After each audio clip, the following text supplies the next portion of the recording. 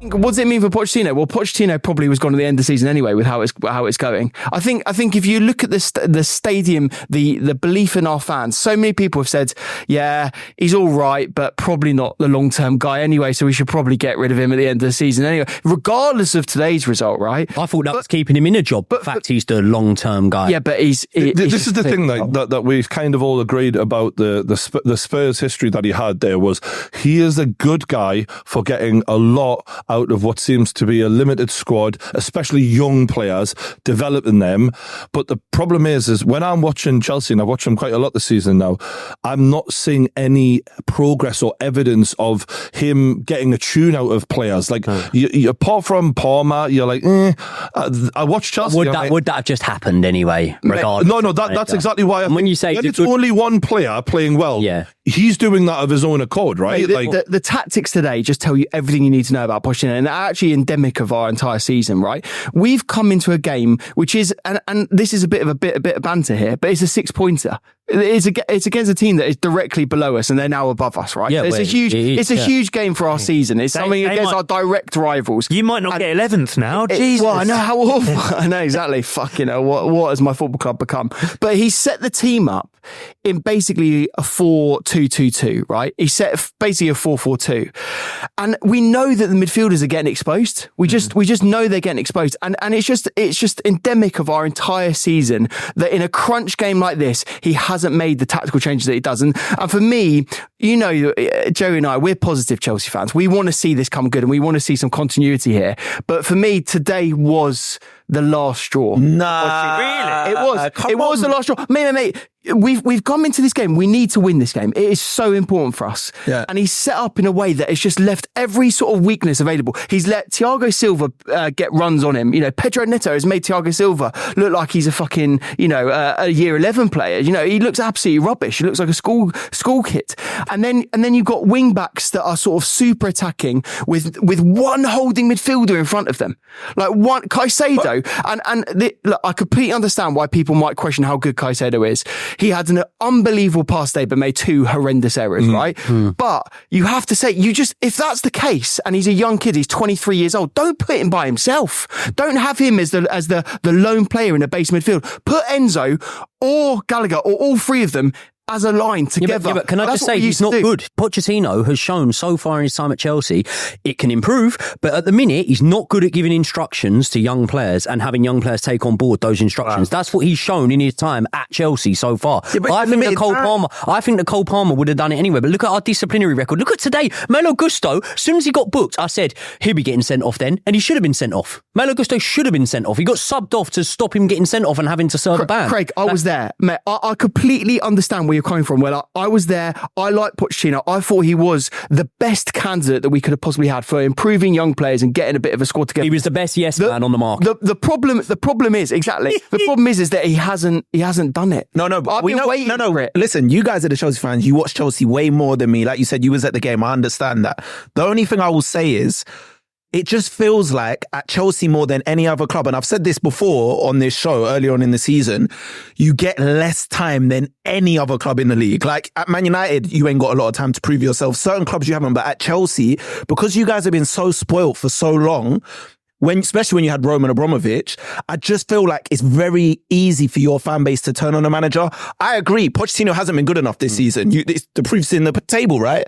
You're 11th. But I just think, where are we? We're February in his first season. A lot of these signings weren't his signings. This is the new era of Chelsea. And I think to get rid of him after just 1 year straight away, I personally think it's unfair. I think at least give him halfway through next season. I agree. I've been there. Because managers don't get no time. But if we're talking just 11, how long's the season? 9 months. Yeah. With this team that's all over the place now, I just think that's a bit hard. I've been there. I think it's very hard. It's not totally his fault at all, and I think it will be. It's one of those ones where the manager goes because there's only one option. You know, you can't sack all the players. The board are going to be where they are. You've just done that. Yeah, you can't. Totally. You're totally right. You've had such a massive transformation in squad that is not an option anymore. Like, say if a new manager came to Newcastle or whatever, you could look and go, oh God, how many of these Steve Bruce players you need to get? There's so many new players. players.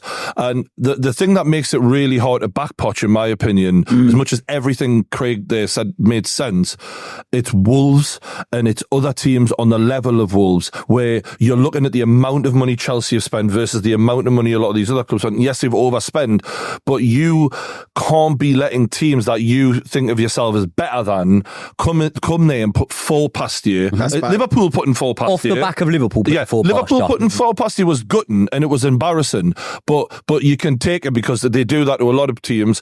Wolves at home, you've got to compete it, and when you give goals away that easily, it's pathetic. Can I give it a bit more context as well, right? Put yourself in the mind of a Chelsea fan, right? This wasn't Chelsea's fault, this was the Premier League's fault, but our fixture against Wolves was only about 40 days ago or whatever, right?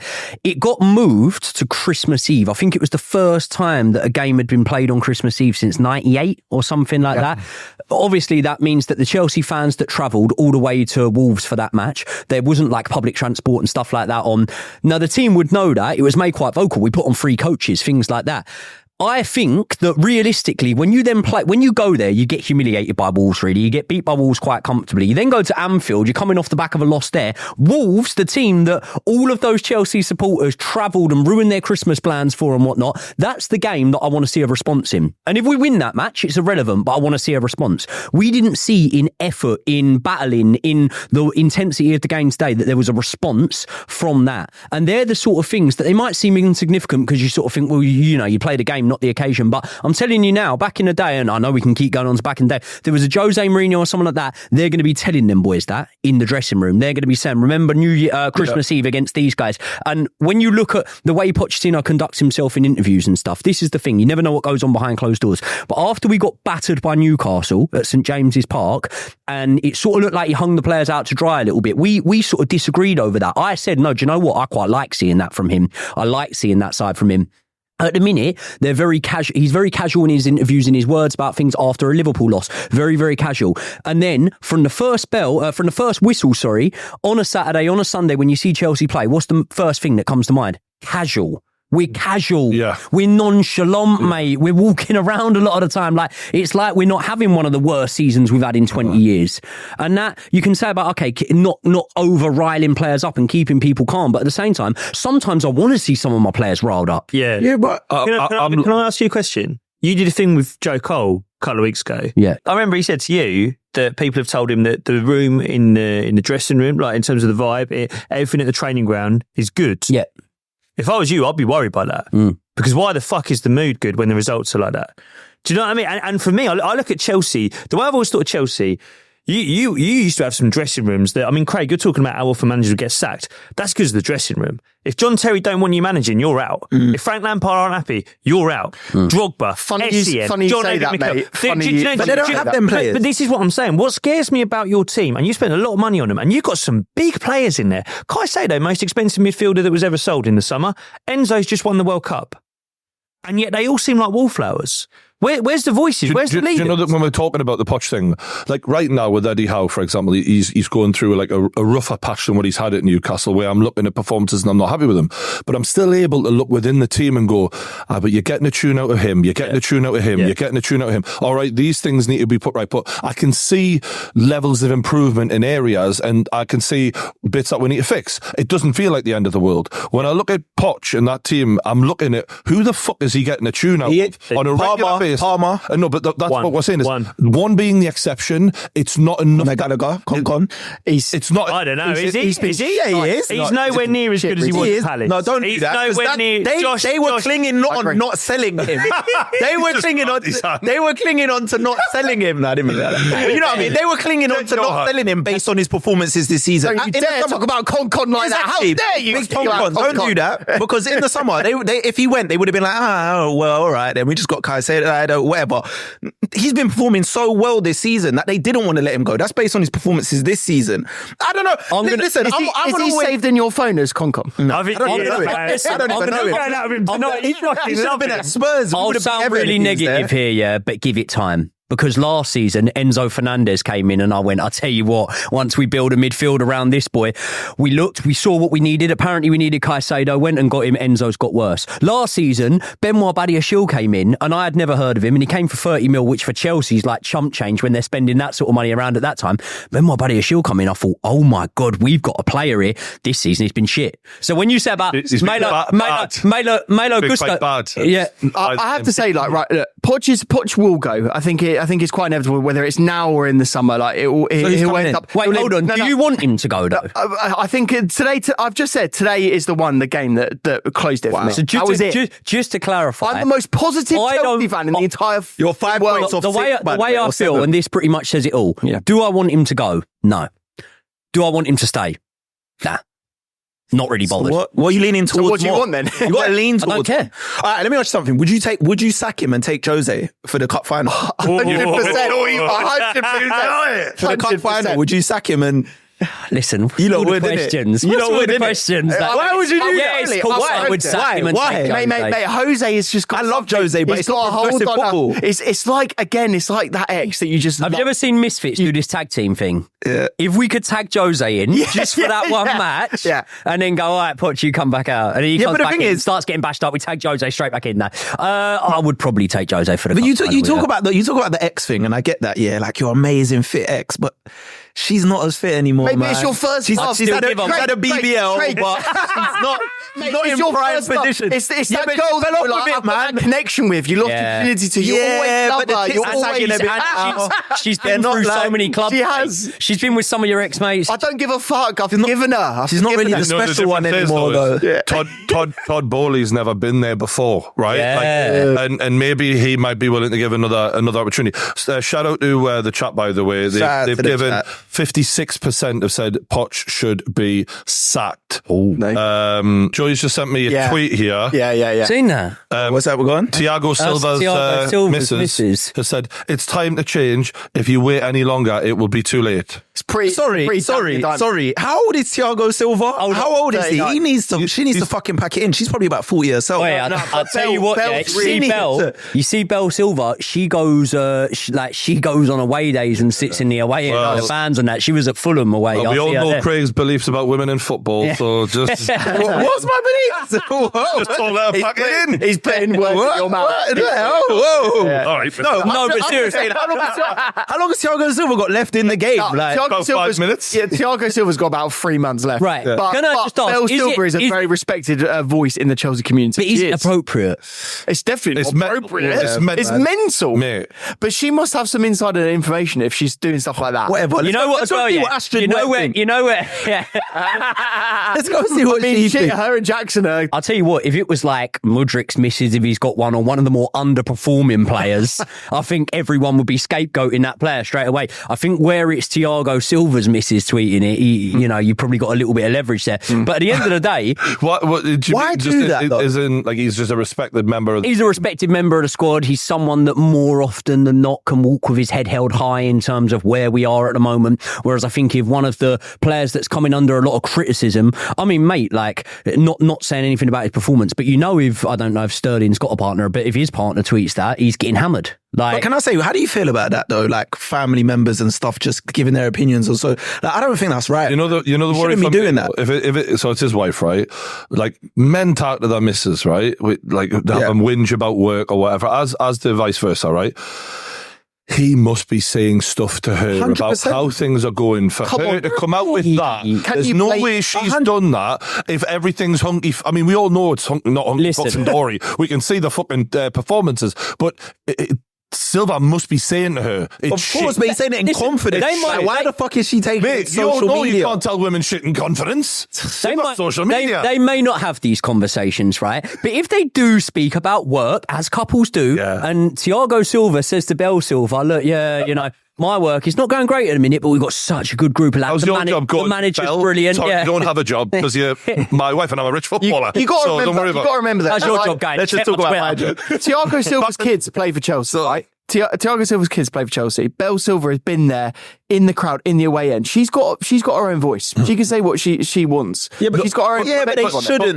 But she wouldn't. Can she though? She wouldn't talk out of pocket. Like she wouldn't be speaking out of turn, saying things that in my opinion, knowing the way couples behave, men and women, either way, if one of them has a job, you don't go and speak like that in such a public way if you think that your other part ain't going to fucking agree with you. I'm not going to lie. Thiago Silva, I could kind of understand him thinking in the same way that Belle does. And I think she's a strong woman. And I think she's just basically saying what she thinks as well. But he's very candid as well. I think Thiago Silva kind of, publicly kind of agrees. No, I've seen he takes it on the chin when he gets criticism. I think that's partly why he's gained a lot of respect outside of his great performances. Is when he does have a stinker, he will hold his hands up and go, yeah, that wasn't good enough. But there's no other option for me to believe than he and her both think that it's time to go. Wait, yeah, that's what I'm saying. We're ignoring the context here. When we're saying about she has her right to, yeah, of course, she has her right to say that weren't good enough from the boys today. Why do we need if you look at the wording, it's time to change. If you wait any longer, it'll be too... You're saying sack the manager. You're saying sack the manager. I don't like that. I think if you're in and around the squad and you're a sibling or you're a partner or anything, I don't think you should be saying things like, because now it's just going to put Thiago Silva in an awkward position with his manager now. Now he's going to have to come into training and have a conversation with Pochettino. Thiago Silva, right, is one of the best defenders that we've ever seen. Yeah. That is that simple. So for you, for someone to go, oh yeah, Thiago Silva's opinion isn't valid. Of course it's valid. If Thiago Silva doesn't think the manager isn't good enough, and his missus is saying that at the same time, that's absolutely fine. But it's not professional, man. Writing's on the wall. This isn't new information. This isn't new information. Like we're going, oh my god, Pochettino. Wait a second, Pochettino could get sacked. What? I love the Thiago Silva goes into training tomorrow. Poch is like, fuck me, mate. Your wife giving us the writing's on the wall, mate. Yeah, Thiago Silva, mate. Thiago Silva has got enough credibility in the game. He'll be going to Pochettino and going, yeah, mate, to be honest with you, your formations are shit. I don't actually really agree with you. Pochettino shouldn't be saying that. I'm not talking about even specifically this context. I'm talking about in football in general. I just don't agree with people that are in-house with footballers going out, airing out the managers or your boss like that. To me, that's just not a good look. Why would you do that? I mean, like like you said, the writing might be on the wall for Pochettino. The players might feel that way. I just don't think that's what people around you should be doing. If I'm telling you things in confidence, you shouldn't be going on social media straight after we've lost and doing that. I think it's distasteful. That's just my opinion. Yeah. I think it's distasteful. I'd agree. I think it's distasteful, absolutely distasteful. And I wouldn't want anyone around me doing something similar to that if I was playing at a Premier League football club. But I get why she's saying it. I think that if you're Thiago Silva, you're pretty sat there thinking, babe, exactly. Because can't take you anywhere, can I? He's got to have that conversation with the boss tomorrow. And he might be more respected in football, cool, whatever. But it's still, that's your boss at the end of the day.